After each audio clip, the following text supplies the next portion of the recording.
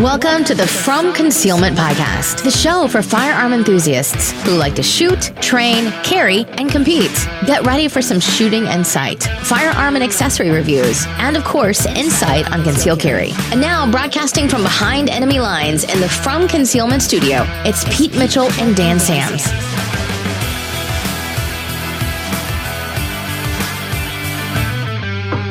Hey, Freedom Nation, this is Pete Mitchell. And I'm Dan Sams.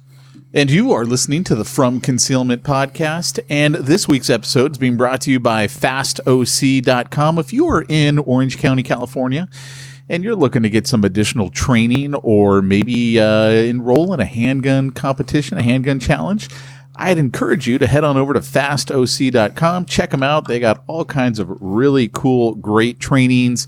I've been through a bunch of them, been through many of their handgun challenges.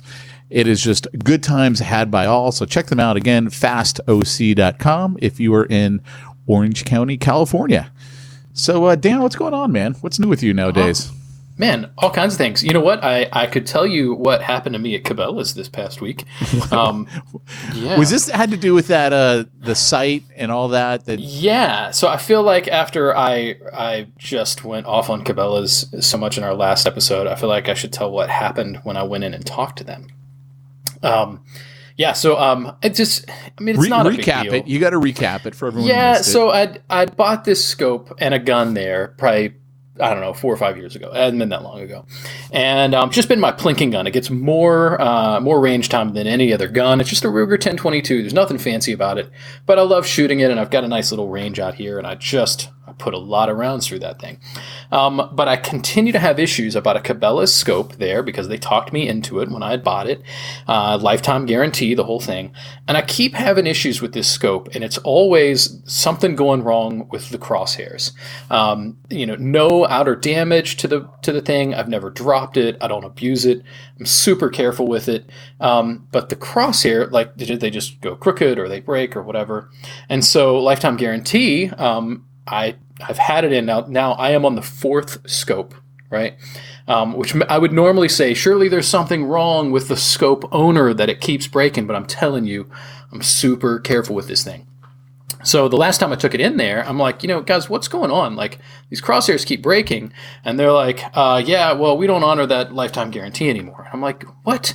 And they're like, well, since we got bought out by Bass Pro Shops, all of our warranties are voided now. And I'm like, well, that's crap. I'm not good with that. So they said, well, we'll replace it, but it's only got a 90-day guarantee. And I'm like, whatever. And then, so all that happens, and then the scope breaks again.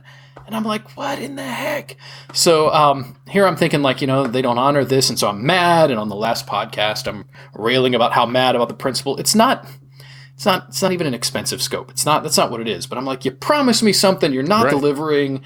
And I'm just mad. You paid for something. For something and they're not delivering. Well, and here's the thing.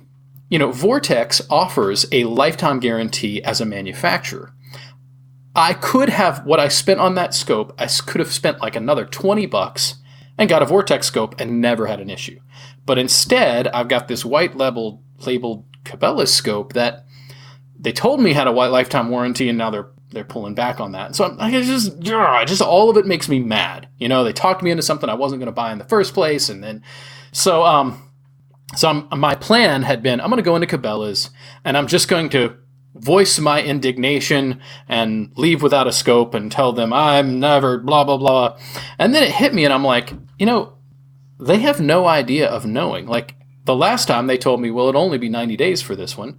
But it's not like they check any paperwork. Like, the guarantee is because it says Cabela's on the side of the scope. Right. So I go in and they're like, hey, what's up? And I'm like, hey, yeah, of course I've got the gun unloaded in the case. And I'm like, yeah, so I've got this, about this scope here with a lifetime guarantee, and it's broken. And they're like, oh, man, okay. And so they take it back to fix it.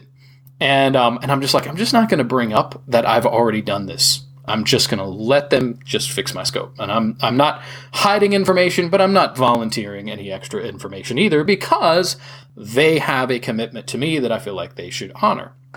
So sure enough, manager comes back and says, hey, we don't honor that that guarantee anymore. Of course, it's a different manager. I've never seen these people in there before. And I'm like, okay, that stinks. And they're like, we can either trade out your scope for another one equal value or 4-store credit towards a nicer one. And then they're like, although we don't really have anything else in that kind of a scope, we're not in stock for that right now. And I'm like, okay. So they're like, or we could change it out, but it'll only have a 90-day guarantee.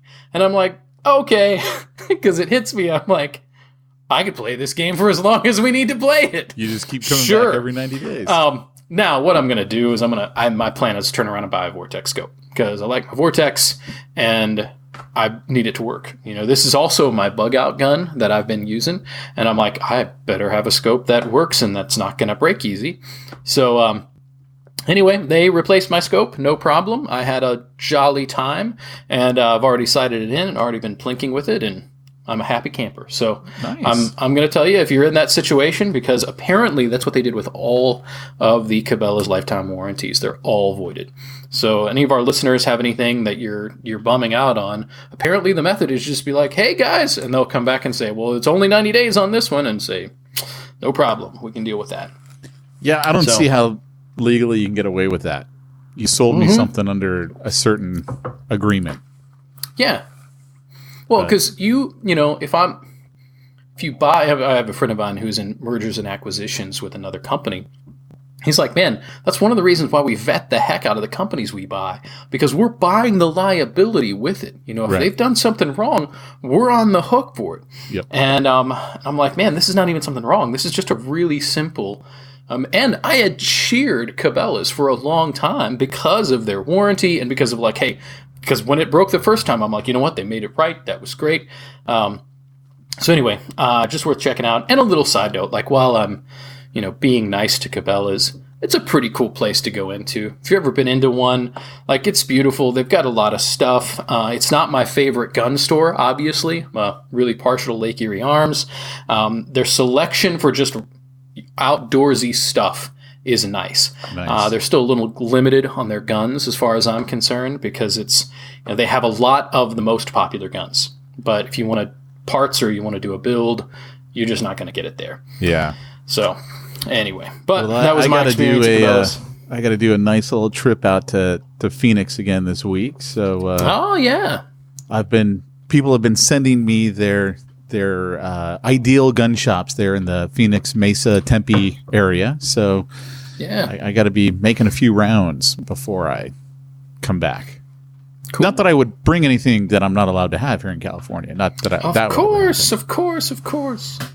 Because we're always law-abiding citizens. Oh, I definitely am. I'm actually more abiding today than I have been at other times in the past. I no longer have any 80%ers because they're just not legit here in California anymore without telling the state DOJ. And I personally just have a problem with that. So I just decided, you know what? I'm going to get rid of all these. And so they are no more. I have none of them. Yeah. It's just hard to think about going to jail over a piece of metal. So I feel you on that, man. Or a piece of polymer, as the case might have been. Yes. Totally feel you, man. I'm just saying. Did you see the guy who melted down pop cans to make an aluminum lower receiver? No. Yeah, cool. I thought that was really cool. Yeah, they made it out of. They're like, I'm something of an environmentalist myself. That's so funny. That's awesome. Great. Hey, speaking of which, let me ask you, what are your thoughts on a home defense firearm? What would you say is your maybe? I don't know if it's what you use or what you recommend or what you anything. Give me some of your thoughts on that. Yeah. So I have some unique thoughts on this, and I've changed over the years a little bit. And I would say two things. Some of it depends on who's coming, right? Let's go at it from the standpoint of intruder. You don't know of anyone coming. It's just what do you have as your standard? Yeah. Uh-oh, I heard a crash in the house. What's going on? Right on. So I have been opting for the pistol grip Mossberg 500. Nice. Okay. Yeah. And I get a couple of reasons for that. One, Mine happens to be, is as short as I can have it without having to have any special paperwork, right? So as short as I can legally have it in a pistol grip, so I can go. By the way, have you seen that meme on Facebook where the guy's like, $200? I don't even pay my regular taxes. Yes. Sorry, I love it. That's what that it's reminded me wonderful. of. Yeah. Yep. No, and I've got this Mossberg 500. When it was a gift, actually, a friend of mine gave it to me when I did his wedding. He paid me in shotguns. I had another wedding I did they paid me in beer. So I, as a pastor, have been paid for my services with beer and shotguns, which I think is cool. Anyway, but it's got a little on the slide of this thing or whatever where you cock it. Well, my mind is blanking out. It's got one of those squeeze lights. Oh, okay. Yeah. So makes for a really handy thing. Middle of the night, I can go around corners easy. I can I can shoot it easy. Believe it or not, it's easier than shooting a stock shotgun because I don't have to worry about it hitting my shoulder. I'm holding it like my arm is absorbing it with it. Like I love shooting the thing. And I've got the kind of shot in it that, does damage when needed. Yeah, I was gonna say, what do you use as your ammo load for that? Well, have you? I don't know if you've seen the most recent Dave Chappelle stand-up. I have, believe it or actually. Not. Yeah, believe it or not. Well, so usually, like Dave Chappelle actually goes into like alternating birdshot and whatever. Oh, that's right. So he does, doesn't he? I forgot. Yeah, which I thought was hilarious. So I have done both. Like I'm generally would say doing buckshot is going to be your best bet. But I have birdshot in it right now because I've been using it to shoot some other things. So it just so happens I'm like, if somebody comes in like at close range, I'm still going to be making a hole in them with the birdshot. Oh, yeah. So I'm still pretty confident. They'll be in that, setting off the metal detector after you shoot them with that. There's no doubt. Yeah. So, but I'm still I generally will recommend do buckshot. I'm not going to get into some of the like less lethal rounds. I'm actually worried about like, okay, so those things are bouncing around in my hallway. What if one of them bounces back and hits me and I'm compromised? Like, I'm not getting into that. Right. So I'm just doing buckshot, birdshot, standard stuff. Nothing real fancy on that. But I tell you what, having the light on there is really handy. It's short enough I can go around corners. I think if I was buying it right now, I might get one of those Mossberg nightsticks. Have you seen these? No, I don't think so. Because they're not. I don't think they're legal out where you're at. But Mossberg, yeah, sorry, because of the like legality on short barrel shotguns, Mossberg's making one with like a bird tail grip on it that allows it to not be. It's not technically a shotgun, even though it's a shotgun, right? And so because it doesn't have a standard pistol grip, it is an incredibly short barrel shotgun that that might be the ideal home defense. Same kind of concept of a short barrel shotgun, but you get to, without any kind of attack stamp, you get to have a really, really short, it's like I don't know, it might be a 12, 14-inch barrel. It's really short. Great. Why am I drawing a blank on those? Mossberg nightstick is like the cool one that looks very old-fashioned. But those are cool, man. I'm recommending those. So shotgun has been my weapon of choice for home defense because I can have that relatively easily accessible, but I'm not worried about like picking it up while I've still got sleep in my eyes. And right. If I'm picking up a pistol, it's fun. Like I think that's a good way, but I'm less likely to do anything accidentally with that shotgun. I just need to point it in the general right direction and it's going to do what I need it to do. It's something that if my kids, heaven forbid, were to get to it, they are less likely to hurt themselves or even someone else with it. So for my particular scenario, I've been going with the shotgun. I think in the future, I might go with something in a 300 blackout in an AR, like a short barrel. I think I could do some good fun with that. But I definitely wouldn't be against something like a Glock or whatever. But right now, the Mossberg 500 is my jam. Yeah, no, that's cool. For me, I've got a Mossberg 500. I don't use it as my home defense. One, because it is a full-length shotgun. So you got the 18-inch barrel on it. Clearing corners and stuff like that, it's just not easy.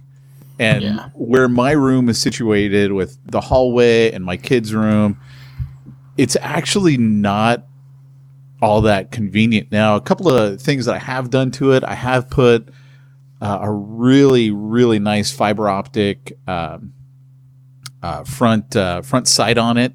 So it really makes, seeing exactly where you're going to hit really just light up really bright. Nice. I've got a nice little, little addition on the side of it where I can put in 5 extra rounds, just hanging out there on the side of the firearm. Because one of the things that studies have shown is you're going to shoot with whatever is on it or in it. And so I want to have as much on it and in it as possible, because you're going to shoot that thing until it's dry. I mean, that's just statistically what's going to happen. But for me, that's not my go-to. That's just more of a fun thing for me to have. Right now, my home defense firearm, more than anything, is my Glock 17. Yeah. And the only reason why that one, as opposed to I'm a big believer in the AR. So I love my ARs. The main reason, again, that I don't use the AR is because, again, clearing corners is really difficult with it. I do love having all of those rounds in there, right? Because, again, on it or in it, if I've got a 30-round magazine in the AR, man, I got 30 chances to get it right. That's right. I can keep going for a while. But what I really prefer, my favorite, and I don't have it anymore because I had it as an 80%er, and that was my AR pistol.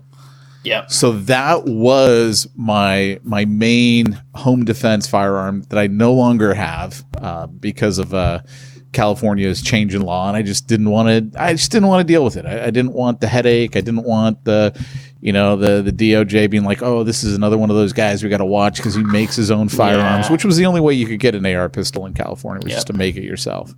And so I don't have that any longer. But if I lived in a free state, I would be back to the AR pistol. Like, there's no doubt.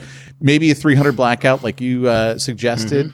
Or a 458 SOCOM, something like that. Well, see, the problem with the 458 SOCOM for me is now I'm down to 10 rounds. Yes. And I would rather have more rounds than a bigger round. I feel you on that.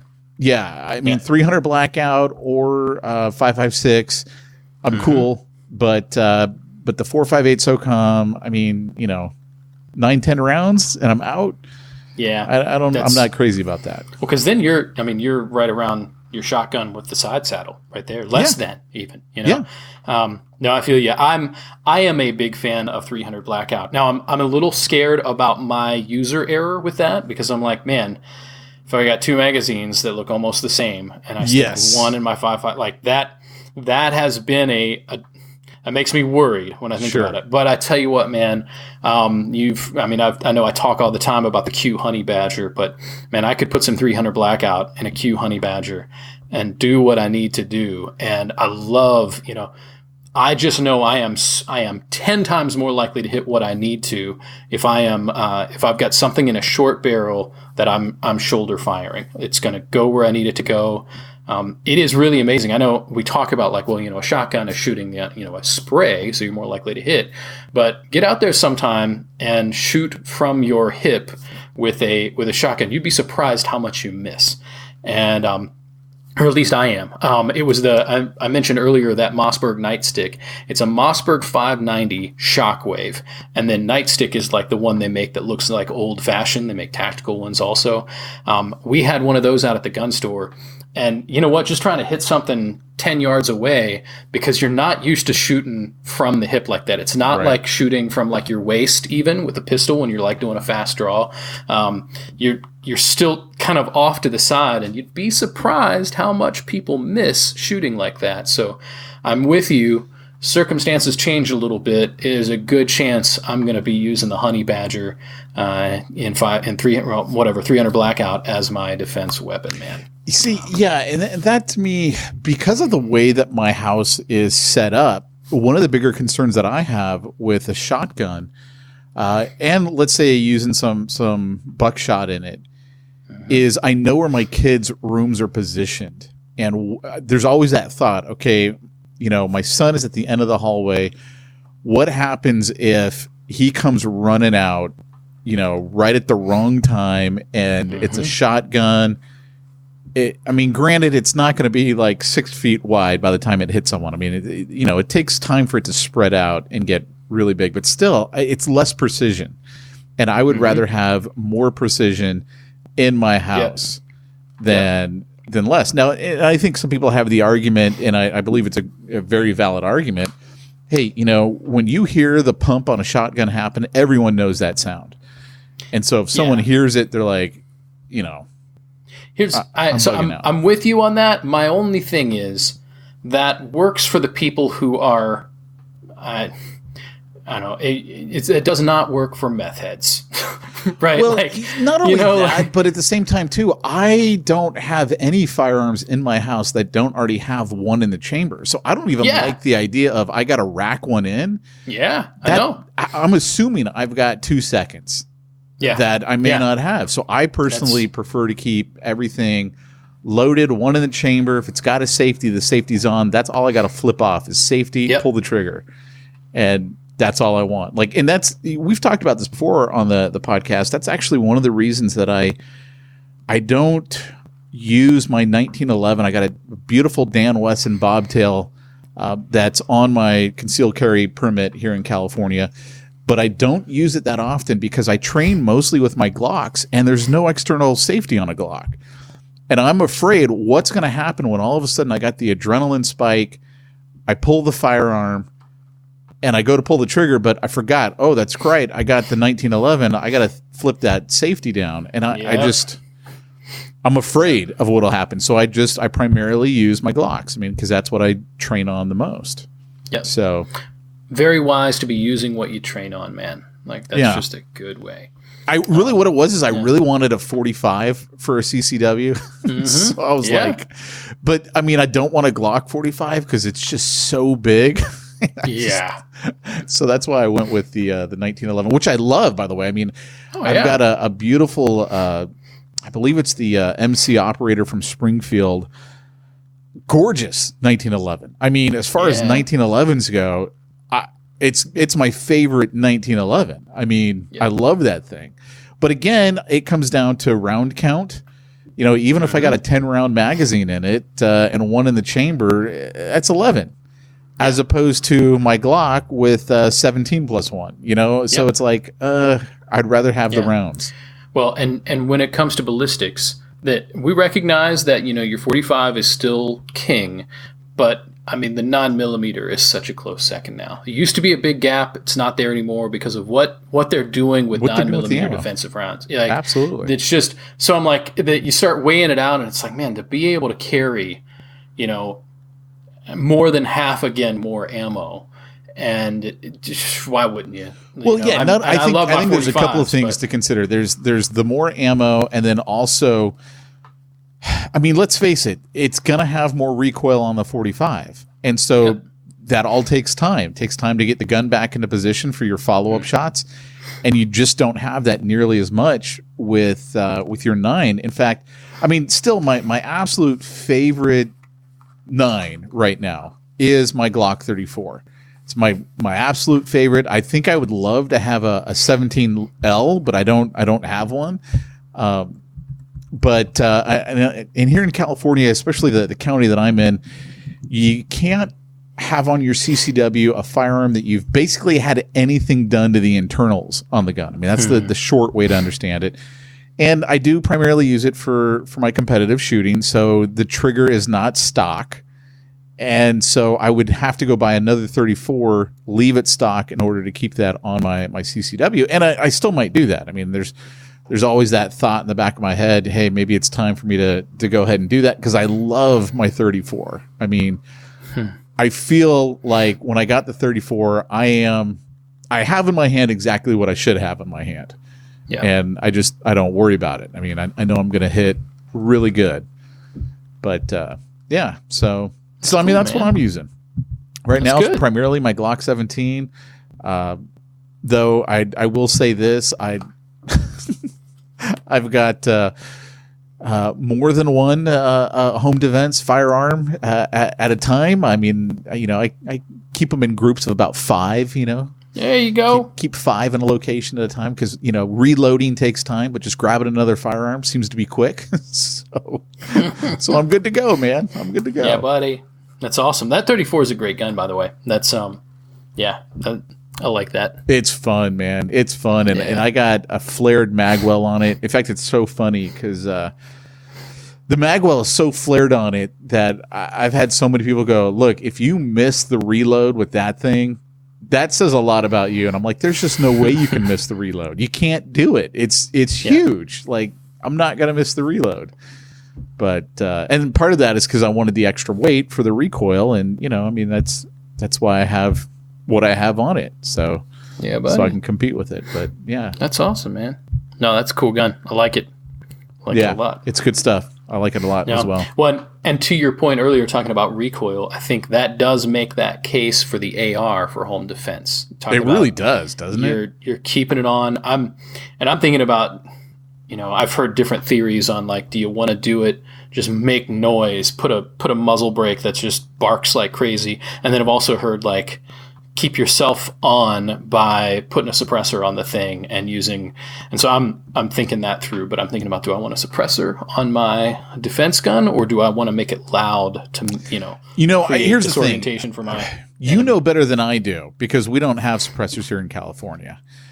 I would personally still go for the suppressor because it's not like it's quiet, right? It's not the movies. It's still loud. Yeah. And if I can save my hearing, I would rather do that. Yeah. Now, because I'm here in California, most of my ARs are muzzle brakes, because basically we can't have a flash hider. So whatever, they just don't know what they're doing. And so you make me put a muzzle brake on it. Now I have more control over my firearm. Okay. Yeah. Great. Fine. That's fine with me.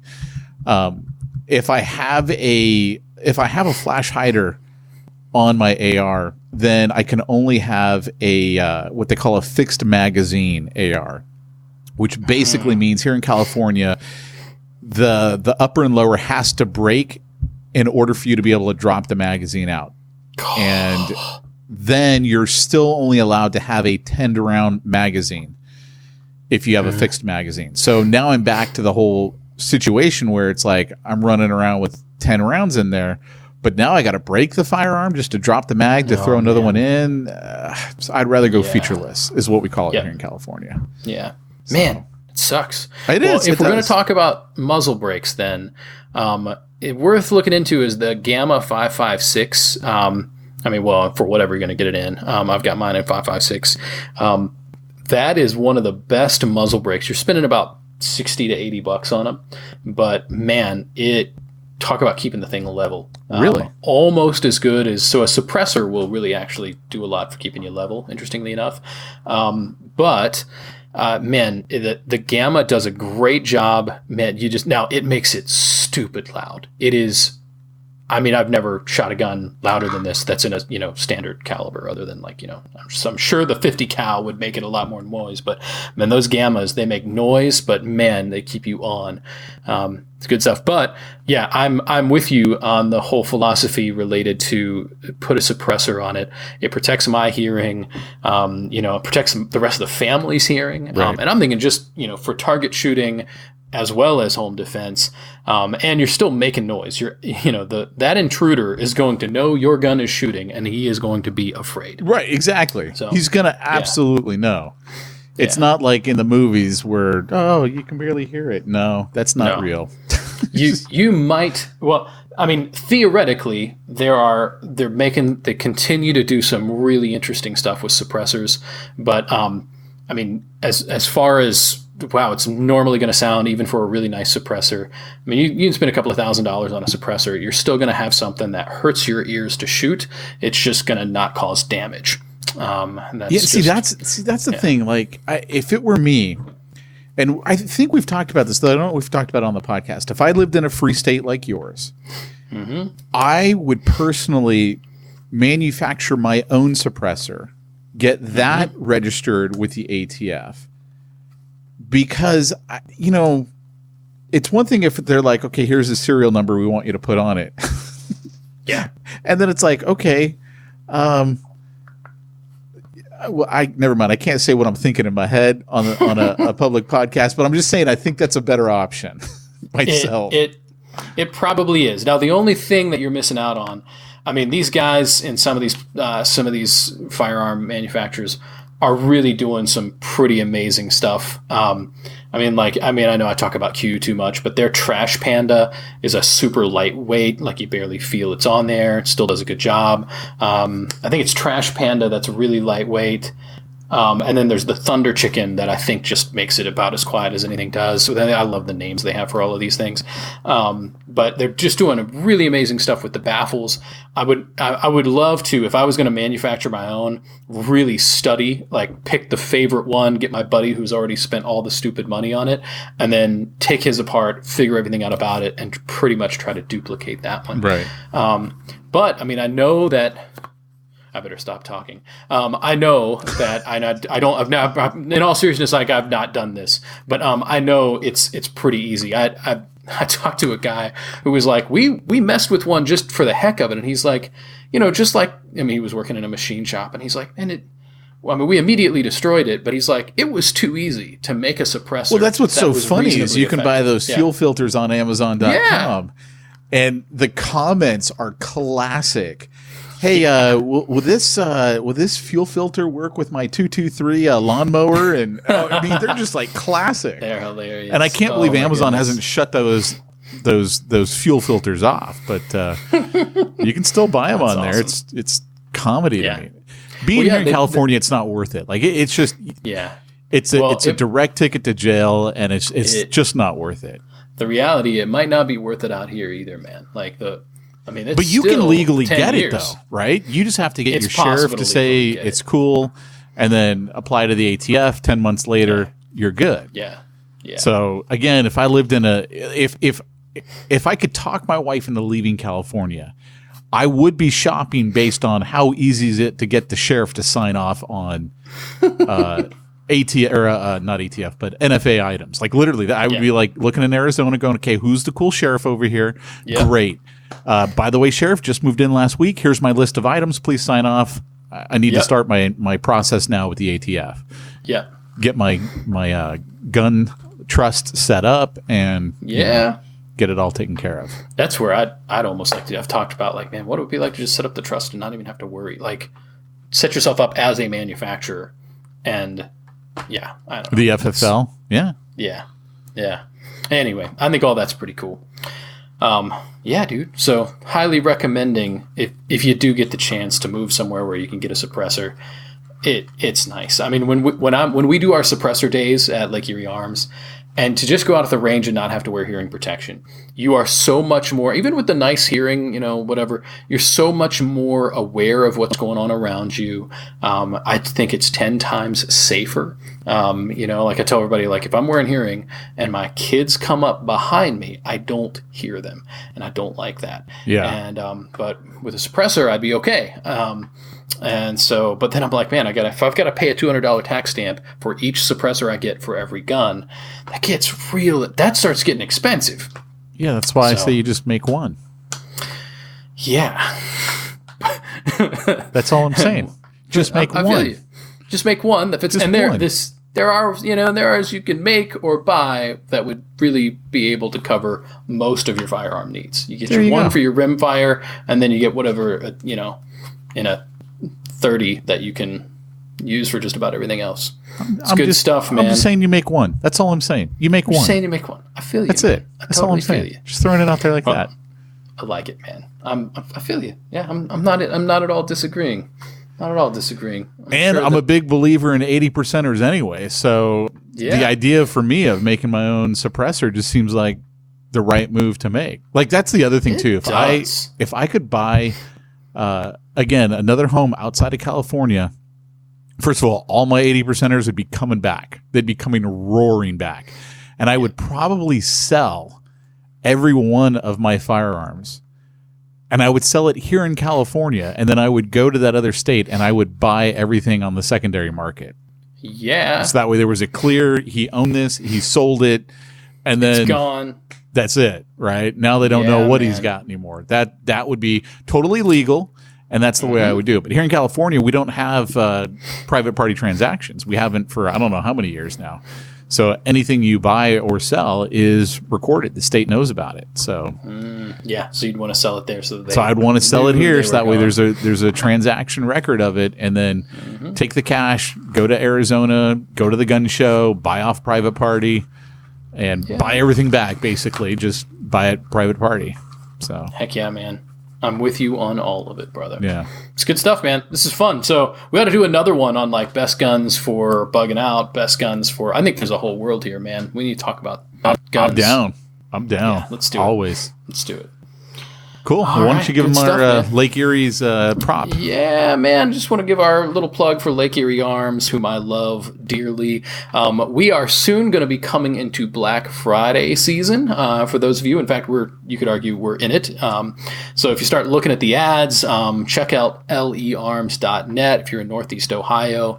Get in on Black Friday weekend for amazing deals. Like we're already better price than anybody around with a better selection.